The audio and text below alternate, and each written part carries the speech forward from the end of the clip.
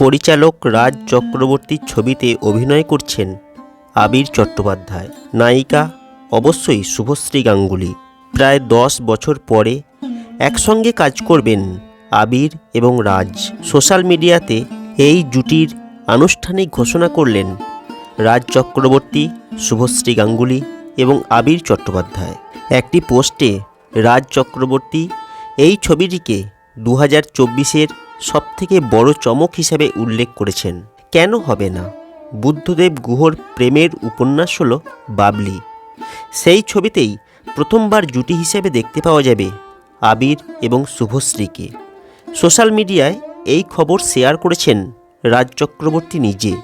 সদ্য কন্যা সন্তানের জন্ম দিয়েছেন শুভশ্রী, দ্বিতীয়বার মা হয়েছেন তিনি।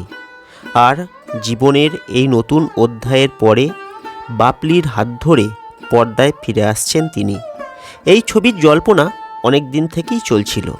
অবশেষে সেই জল্পনাতেই সিলমোহর দিলেন রাজ চক্রবর্তী নিজে। সোশ্যাল মিডিয়ায় বড়দিন উদযাপনের ছবি শেয়ার করেছিলেন রাজ এবং শুভশ্রী। সেখানে প্রত্যেকের মাথায় দেখা গেল সান্টা ক্লজের লাল টুপি, ইভানের চোখে বিশাল এক চশমা, আর শুভশ্রীর মাথায় ছিল ডিয়ার ব্যান্ড। প্রত্যেকের মুখে হাসি। সোশ্যাল মিডিয়ায় সেই সব ছবি দেখে অনুরাগীরা শুভেচ্ছা আর ভালোবাসা জানিয়েছেন তাদের প্রতি। হালকা মেকআপে গাঢ় লিপস্টিকে শুভশ্রীকে অসাধারণ দেখাচ্ছিল। বড়দিনটি তাঁরা বাইরে উদযাপন না করে বাড়িতেই উদযাপন করলেন। বাড়িতেই পার্টির আয়োজন করেছিলেন। সদ্য দ্বিতীয়বারের জন্য মা হয়েছেন শুভশ্রী গঙ্গোপাধ্যায়।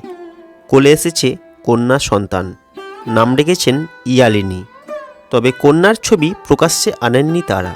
প্রথম সন্তান ইভানের জন্মের পরে সোশ্যাল মিডিয়ায় তার ছবি শেয়ার করেছিলেন রাজ এবং শুভশ্রী।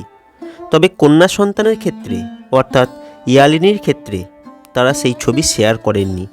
ক্রিসমাসেও প্রকাশ্যে আনেননি কন্যা সন্তানের ছবি।